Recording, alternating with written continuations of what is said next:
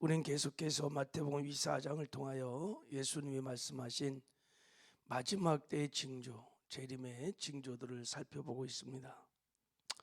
지금까지 우리 7가지 재림의 징조를 살펴봤어요. 자, 마지막 때는 미혹의 때이고, 마지막 때는 난리와 난리의 소문이, 전쟁의 소문이 지구촌에 팽배할 것이다. 그리고 세 번째는 첫째 기근과 지진들이 일어날 것이다. 자연적인 재앙들이 쓰나미, 폭풍, 홍수, 이런 자연적 재앙이 지구 전체를 흔들 것이다. 그리고 유대인과 교회, 믿는 성도들이 모든 민족 가운데 계속 미움을 받게 될 것이다. 다섯 번째 징조는 상상을 초월하는 불법들이 계속 일어나서 사랑이 식게 될 것이다. 여섯 번째는 천국 복음이 모든 민족 가운데 증거가 될 것이다. 그리고 어제 살펴본 데 일곱 번째는 예루살렘의 제3의 성전이 지어질 것이다. 그럼 이제 적그리스도가 등장하는 때가 될 것이다. 그때가 바로 주님의 재림의 때다. 오늘은 여덟 번째 징조로 무화과 나무의 비유에 대해서 잠깐 살펴보려고 합니다. 무화과 나무의 비유가 이제 32절부터 나오죠, 그죠? 32절부터. 네. 그 전에 무화과 나무의 비유를 우리 살펴보기 전에 오늘 29절 31절에 보면 예수님의 재림과 성도의 휴거가 언제 일어나는지에 대해서 언급을 지금 말씀을 예수님이 하셨습니다. 여러분 보통 학설인데 예수님의 재림과 성도의 휴거가 세 가지 학설이 있어요. 하나는 환난 전에 적그리스도가 등장해서 무시무시한 환난이 있기 전에 휴거가 된다, 이렇게 믿는 학설이 하나 있고, 하나는 7년 대환난을 마치고 통과하고 그리고 예수님이 재림하시고 성도가 휴거한다, 이런 학설도 있고, 또 하나는 그냥 중간에 환난 중간에 휴거가 될 거다라고 믿는 중간설을 믿는 사람들도 있어요. 우리 기독교 대한하나님의 성회는 어느 학설을 믿을까요? 어떻게 들었어요? 우리는 첫 번째입니다. 환난 전 성도가 휴거될 거다, 이렇게 믿고 있어요. 자, 그런데 오늘 마태복음 24장을 보면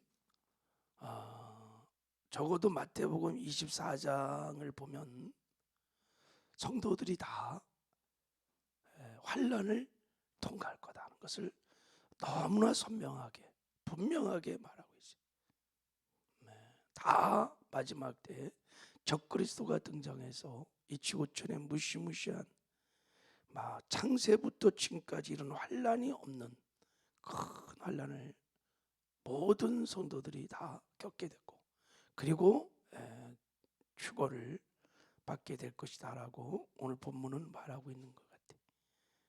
자, 우리 한번 먼저 보겠습니다. 자, 우리 29절 한번 읽어볼게요. 자, 시작.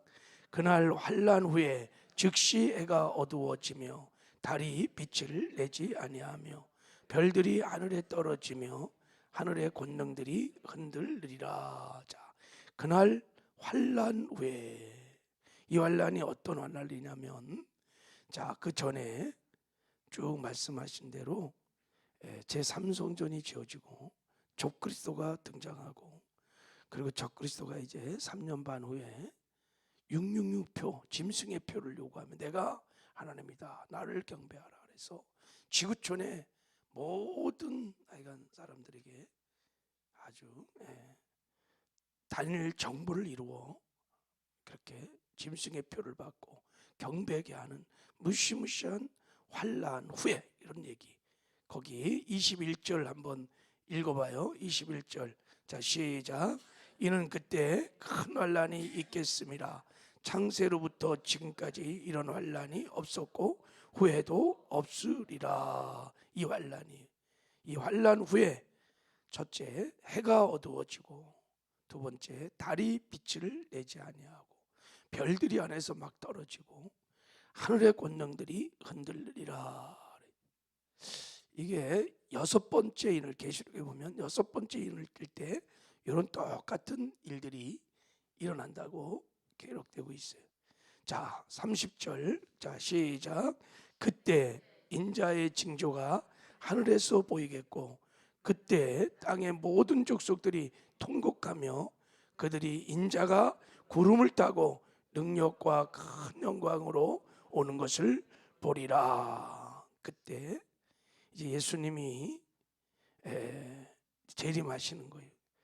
인자가 구름을 타고 능력과 큰 영광으로 오는 것을 지구촌의 모든 사람들이 보겠다는 거예요. 그러니까 주님의 재림을 다 본다는 거예요. 그래서 통곡하고, 야, 정말 이게 진짜구나, 통곡하는 일들이 일어난다는 거예요. 자, 그때 이제 휴거가 일어나는데 31절 읽겠습니다. 시작. 그가 큰 나팔 소리와 함께 천사들을 보내리니 그들이 그의 택하신 자들을 하늘 이 끝에서 저 끝까지 사방에서 오리라. 주님이 공중 재림을 하실 때 큰 나팔 소리와 함께 이제 천사들이 추수를 하는 거예요. 동서사방에서 택한 백성들이 휴거되는 거예요. 어디로? 공중에 재림하신 예수님을 만나는 휴거가 일어난다는 거예요. 이런 요 내용이 데살로니가 전서 4장에 나와 있는데 한번 읽어볼게요. 제가요. 주께서 호령과 천사장의 소리와 하나님의 나팔 소리로 칠이 하늘로부터 강림하시리니 그리스도 안에서 죽은 자들이 먼저 일어나고 그 후에 우리 살아남은 자들도 그들과 함께 구름 속으로 끌어올려, 구름에서, 공중에서 주를 만난다는 거죠. 구름 속으로 끌어올려 공중에서 주를 영접하게 하시리니 그리하여 우리가 항상 주와 함께 있으리라. 그러므로 이런 말로 서로 위로하라 그랬어요. 자, 이제 이 말씀을 보면 환난 전에 휴거되는 것이 아니라 이 무시무시한 환난을 통과한 다음에 여섯째 인이 띄어지고 해가 빛을 잃어버리고 달이 어떻게 돼요? 빛을 내지 아니하고 별들이 막 떨어지며, 그러니까 하늘에 이 별들이 막 떨어지는 거예요. 하늘이 말리고, 그런 정말 지금까지 전혀 보지 못했던 전체 변화가 막 있을 겁니다. 그때 예수님이 공중 재림을 하시고 믿는 성도들이 다 그때 들림을 받는, 첫째 부활에 참여하는 들림을 받는 역사가 일어난다. 이 말씀을 보면 환난을 통과하는 거예요. 어디 고민할 여지도 없어요. 그냥 환난을 다 통과하는 거예요. 그리고 준비된 성도들은 들림을 받게 될 것입니다. 이런 말씀을 보면서 우리는 과연 우리의 신앙은, 우리의 믿음은 순교의 믿음을 정말 갖고 있는가? 이 환난을 통과하려면 순교의 믿음을 갖고 있어야 돼요. 우리 코로나를 지내면서 한번 겪어봤어요. 국가가 막 예배를 통제하고 막 그럴 때 우리가 어떻게 반응했는지, 우리의 성도들의 믿음이 어느 정도였는지 다 우리 민낯이 다 드러났어요. 이거보다 정말 더 무서운 환난이 있을 때 과연 이 환난을 통과할, 환난 가운데 믿음을 지킬 사람들이 얼마나 될까, 이런, 그리고 얼마나 신부단장 잘하고 있다가 예수님 오신 날 들림을 받을 수 있을까, 이 두 가지 한번. 그러면 좀 떨려요, 그죠? 어떻게 우리가 이 환난을 잘 통과할 수 있는 순교적인 믿음을 가져야 되고, 그리고 다 주님 맞이할 준비를 잘해서 주님 오시는 날 다 틀림을 받을까. 이런 말씀 보면 야, 이 목회 제대로 해야 되겠다 이런 생각이 들어요. 맡긴 영혼들 다 천국 가야 되는데, 이 목회 잘해서 순교적인 믿음도 갖게 하고, 주님 오시면 누구나 다 들림을 받고 첫째 부활에 참여하는 영광을 누리게 해야 되는데, 지금 우리들의 이 모습 속에서 이 환란이 정말 닥치면 내가 보기에는 너무 많은 사람이 흔들릴 거예요. 코로나 중에도 그렇게 흔들렸는데, 그리고 과연 얼마나 주님 오실 때 휴거가 될까, 들림을 받을까, 이것도 굉장히 목회적인 고민이. 어쨌든 여러분, 이런 말씀들을 우리가 믿고 늘 깨어서 주님의 다시 오심을 준비하는 저와 여러분 되기를 주님의 이름으로 축복합니다. 반드시 이 날이 올 것입니다. 말씀하신 대로 올 것입니다. 그리고 이 날이 심히 가까이 왔다는 것을 우리는 알 수 있습니다. 무엇으로? 주님이 24장에 계속해서 마지막 때 징조들을 말씀하시는데, 그 마지막 때 징조를 말씀하신 예언의 말씀들이 정말 우리 눈앞에 지금은 그냥 현실적으로 이루어지고 있는 것을 우리가 직접 목도하고 있어요. 누구도 부인할 수 없는, 우리는 마지막 때를 살아가고 있다는 것을, 어느 순간에 그냥 이런 일들이 일어날지를 늘 우리는 준비하고 깨어서 준비해야 될 줄 믿습니다. 자, 이제 8번째 징조라고 하는, 자, 우리 무화과 나무 비유를 잠깐 한번 살펴보겠어요. 자, 우리 32절 한번 읽겠습니다. 시작. 무화과 나무 비유를 배우라. 그리고 잎사귀를 내면 여름이 가까운 줄 아나니, 이와 같이 너희도 이 모든 일을 보거든 인자가 가까이 곧 문 앞에 이른 줄을 알아. 이게 재림의 8번째 징조입니다. 무화과 나무 비유를 배우라. 여러분, 여기서 무화과 나무 뭐라고 그랬어요? 비유야, 비유. 그러니까 무화과 나무의 비유라 이거예요. 이게 비유를 배우라. 비유라는 것은 여러분 상징이라는 거야. 무화과 나무에 숨은 뜻이 있다는 뜻이야.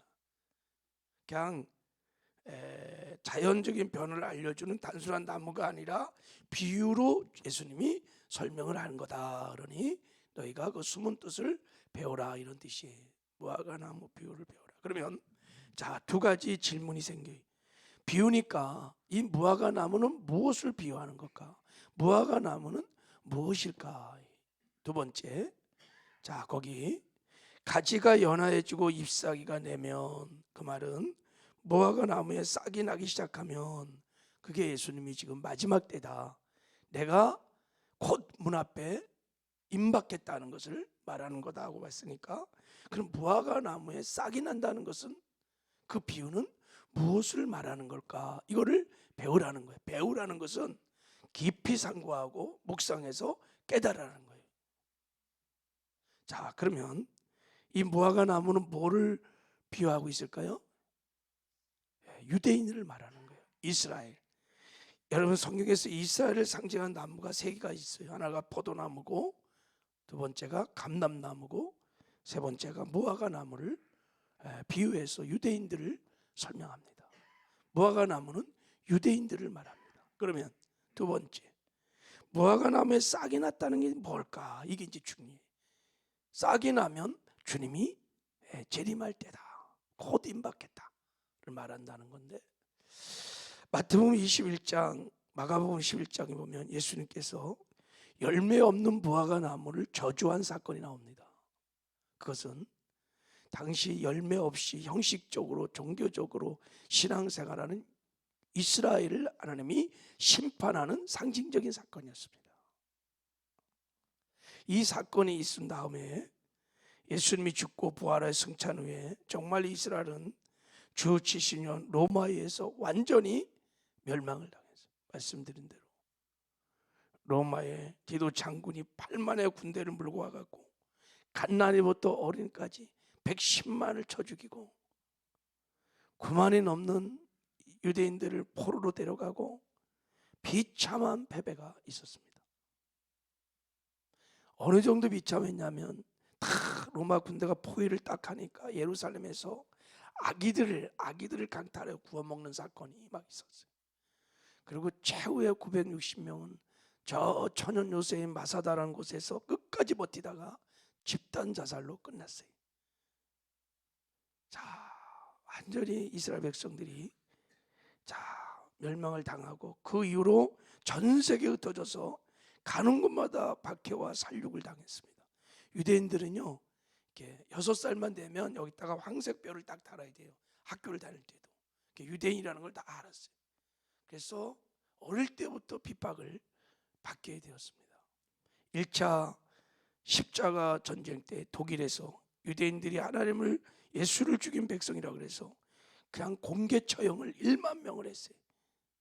2차 십자군 전쟁 때는 수십 명의 유대인들이 무차별 학살을 당하고 영국, 독일, 프랑스, 오스트리아 등지에서 많은 사람이 죽었어요. 2차 세계대전에 우리가 잘 아는 것처럼 독일의 히틀러를 통하여 600만이 가스에 총살에 목마달아서 벌거벗어서 생체 실험의 대상으로 600만이 죽었습니다. 모아가나 모인 이스라엘이 완전히 멸망을 당한 거예요. 자, 근데 놀라운 사실은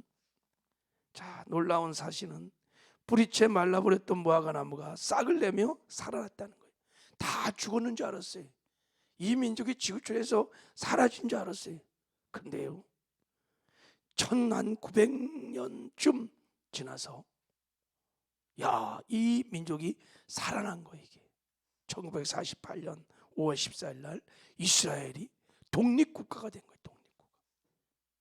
있을 수 없는 일들이 벌어진 거예요. 역사의 전무후무한 사건이 벌어진 거예요. 여러분, 한 민족이 1900년 동안 세상에 흩어졌다가 그렇게 핍박을 당하고 학살을 당했는데 다시 나라가 생긴다는 것은 있을 수 없어요. 우리나라가 식민 36년 통치받을 때요, 언어도 잃어버리고요, 민족의 정신도 잃어버리고 36년이 아니에요. 이스라엘은 지금 1000년을 지나 1900년 동안 완전히 죽어있던 이 민족이요, 나라를 세우고 독립을 한 거예요. 이건 뭐 기적 중의 기적이었어요. 있을 수 없는 일이 벌었습니다. 믿든 안 믿든 간에 부인할 수 없는 기적이 역사상에 등장한 거예요. 무화과 나무가 싹을 내기 시작한 거예요. 그 이후 이스라엘이 독립한 후에 또 하나의 기적은 전 세계에 흩어졌던 유대인들이 본토로 돌아오기 시작했어요.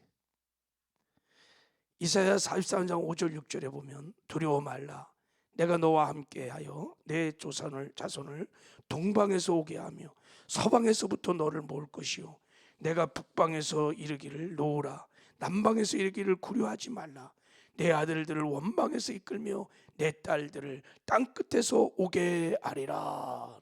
이 말씀대로요, 동서사방에서 유대인들이 막 본토로 오기 시작했어요. 저 동방은 중국, 인도, 이란에서 유대인들이 돌아왔고, 서방은 독일, 폴란드, 체코, 헝가리부터 돌아오기 시작했고, 남방은 예멘, 아프리카 등에서 돌아오기 시작했고, 북방은 어딜까요? 저 구소련, 러시아에서 다 돌아오기 시작했어요. 이제 거의 다 돌아왔는데 미국에 사는 유대인들이 안 돌아왔어요. 근데 9.11 테러 이후로 지금 계속되는 반유대주의 때문에 계속 돌아오고 있어요. 본토로 계속 돌아오고 있어요. 이렇게 완전히 죽었던 무화과 나무가 싹을 내고 독립을 하고 유대인들이 다시 돌아와서 회복되는 이 사건을 통하여 예수님이 우리에게 말씀하신 메시지가 뭐냐 이게. 여러분, 유대인들이 이렇게 독립하고 회복하는 것이 우연이 아니라 인간의 힘으로 이뤄낼 수 있는 일도 아니고, 이 사건을 통해서 주님이 말씀하신 것이 무엇이냐. 자, 우리 다시 한번 읽어봐요. 자, 다시 한번 32절 33절 읽고 마칠 텐데, 자, 한번 읽겠습니다. 시작. 무화과 나무 비유를 배우라. 이 가지가 연해지고 잎사귀를 내면 여름이 가까운 줄을 아나니, 이와 같이 너희도 이 모든 일을 보거든 인자가 가까이 곧 문 앞에 이른 줄을 알라. 너희가 이 모든 일을 보거든. 이스라엘 독립과 지금 유대인들이 계속해서 회복되는 것을 보거든. 땅이 회복됐어요. 민족이 회복됐어요. 언어가 회복되었습니다. 그리고 제3정돈도 지금 회복 준비가 다 됐어요. 이런 것을 보거든 인자가 가까이 곧 문 앞에 이른 줄을 알라. 내가 곧 재림할 때가 됐다는 것을, 때를 분별하라고 말씀하신 것입니다. 여러분, 유대인들이 돌아온 다음에, 유대인들이 회복된 이후에 대략 1990년대쯤부터 이 지구촌에 종말론적인 재앙들이 급속하게 일어나기 시작했어요. 처처에서 지진 기근들이, 과학자들도 이해하지 못한 일들이 계속해서 지금 일어나고 있는 겁니다. 이제 우리는 이런 종말론적인 이런 예언의 말씀들을 통해서 좀 영적인 잠에서 깨어나야 될 줄 믿습니다. 그리고 준비해야 합니다. 준비해야 합니다. 어떻게 준비해요? 말씀드린 대로 이런 자연적인 종말론적인 재앙들이 일어날 때 일단 두려워하면 안 돼. 이것이 다 하나님의 손안에 있다는 걸 믿어야 돼. 하나님 손안에 역사의 흥망성쇠가 다 하나님의 손안에 있다는 걸 믿고 그 하나님을 신뢰함으로 두려워하지 마시기 바랍니다. 그리고 주님 다시 오실 준비 신부단장 잘해야 돼요. 그것은요, 죄와 구별된 거룩한 삶을 사는 거예요. 하나님의 말씀을 지켜가는 의의 삶을 사는 거예요. 이게 신부단장하는 겁니다. 그래서 세마포 준비된 신부인 교회들은 다 틀림을 받게 될 것입니다. 그리고 한 가지 더, 신부단장할 뿐만 아니라 주님의 다시 오심을 준비하는 길, 그것은 여러분 담대하게 복음을 증거하는 것입니다. 할렐루야. 지상명령을 성취해가는 겁니다. 그것이 다시 오실 예수님의 길을 여는 것입니다. 사명을 감당하는 것입니다. 이것이 가장 적극적으로 다시 오실 예수님을 준비하는 길인 줄 믿습니다. 그래서 사역하다가 사역의 현장에서 다시 오신 우리 신랑 예수님을 맞이하는 저와 여러분 되기를 주님의 이름으로 축복합니다. 하나님, 우리가 오늘 무화과 나무 비유를 통하여